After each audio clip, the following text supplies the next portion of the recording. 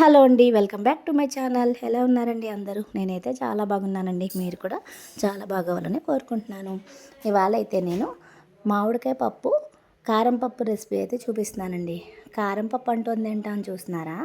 అయితే పచ్చిమిరపకాయలు లేకుండా ఎప్పుడైనా ఇంట్లో పచ్చిమిరపకాయలు లేనప్పుడు పప్పు వండడం స్కిప్ చేద్దాం అనుకునే టైంలో ఇలా కారము ఎండుమిరపకాయలతో కూడా పప్పు చేసుకుంటే చాలా బాగుంటుందండి. దీనికోసం నేను పప్పునైతే శుభ్రంగా కడిగేసుకుని మామిడికాయ ముక్కలు వేసుకుని కారము, పసుపు అండ్ ఎండుమిరపకాయ ముక్కలు, కొత్తిమీర, కరివేపాకు అయితే వేసేసి సరిపడంత వాటర్ వేసి విజిల్స్ పెట్టేస్తున్నానండి. ఒక 5-6 విజిల్స్ వస్తే మామిడికాయ ముక్కలు కలిపి వేస్తాం కాబట్టి మెత్తగా ఉడికిపోతుంది. పక్కనే ఒక కూర అయితే వండుతున్నాను. అది క్యాప్సికమ్, వంకాయ, బంగాళదుంప, టమాటా, ఉల్లిపాయ కూర అండి. దానికోసం ముందుగా కడాయి పెట్టుకుని ఆయిల్ వేసుకుని పోపు దినుసులు వేసుకుని అవి కొంచెం వేగాక ఎండుమిరపకాయ ముక్కలు, ఉల్లిపాయ ముక్కలు అయితే వేసేసుకున్నాను. ఇప్పుడు అవి కొంచెం వేగిన తర్వాత క్యాప్సికమ్ ముక్కలు, వంకాయ ముక్కలు అయితే వేసేసి మూత పెట్టేసుకుని ఒకసారి మళ్ళీ కలిపేసుకుంటున్నానండి. ఈలోగా అయితే పక్కన విజిల్స్ వచ్చేస్తున్నాయి. లాస్ట్లో అయితే టమాటాలు, బంగాళదుంప ముక్కలు కూడా వేసేసుకుని ఒకసారి కలిసే వరకు బాగా కలిపేసి మళ్ళీ అయితే మూత పెట్టేసుకుంటున్నాను.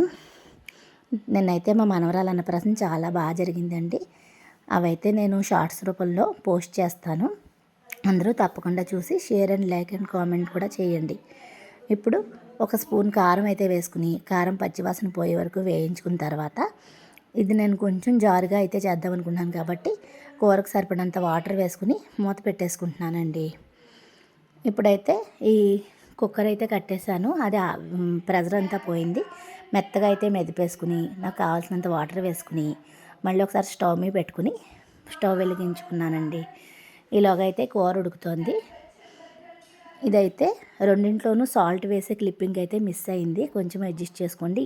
ఈ స్టేజ్లోనే పప్పులోను కూరలోను కూడా సరిపడినంత సాల్ట్ అయితే వేసేసుకోవాలి. అంతే అండి. ఇప్పుడు పప్పుకైతే పోపు పెట్టుకోవాలి. కూర ఇంకొక 10 నిమిషాలు అయితే మగ్గితే కూర కూడా రెడీ అయిపోతుందన్నమాట. ఇలా బాగా దగ్గర పడాలి. ఇప్పుడు పోపు కోసం ఒక 4-5 వెల్లుల్లి రెబ్బలను అయితే కచ్చాపచ్చాగా దంచుకుంటున్నానండి. ఇప్పుడు ఇది నేతిపప్పు పెట్టుకుంటే చాలా బాగుంటుంది. స్టవ్ వెలిగించుకుని దాని మీద కొంచెం నెయ్యి వేసిన మూకుడైతే పెట్టుకున్నాను. ఆవాలు, జీలకర్ర, మెంతులు, ఎండుమిరపకాయ ముక్కలు, కరివేపాకు అయితే వేసేసుకుని అవి కొంచెం వేగిన తర్వాత ఇంగువ అయితే వేస్తున్నానండి. ఇంగువ కూడా ఒకసారి పొంగించిన తర్వాత మనం కచ్చాపచ్చగా దంచి పెట్టుకున్న వెల్లుల్లి రెబ్బలు ఉన్నాయి కదా, అవి అయితే వేసేసుకుని ఇవి కొంచెం వేగిన తర్వాత ఈ పప్పులు అయితే కలిపేసుకుంటే ఎంతో టేస్టీ పప్పు అయితే మనకి రెడీ అయిపోతుందండి. ఇది మంచి ఫ్రై రెసిపీస్తో అయితే చాలా బాగుంటుంది. కానీ ఇవాళ నేనైతే ఇలా కర్రీ చేస్తున్నాను అనమాట. అంతే అండి. స్టవ్ ఆఫ్ చేసేసుకుని ఇప్పుడు ఈ పోపునైతే పప్పులో కలిపేసుకోవడమే. పప్పు అయితే రెడీ అయిపోయినట్టే ఫ్రెండ్స్. చూసారా? మీకు నచ్చిందా? నెక్స్ట్ టైం మీరు కూడా ఇలాగే ట్రై చేసి మీకైతే ఎలా వచ్చిందో కామెంట్ సెక్షన్లో తెలియచేయండి. అంతే అండి. ఇదైతే మా సిస్టర్ ఇచ్చిన ములక్కాడ బెండకాయ పులుసు అనమాట. ఇది మన క్యాప్సికమ్ వంకాయ కర్రీ అండ్ మామిడికాయ పప్పు. ఈ వీడియో కనుక మీకు నచ్చినట్లయితే లైక్ చేయండి, షేర్ చేయండి, కామెంట్ చేయండి. అంతే ఫ్రెండ్స్.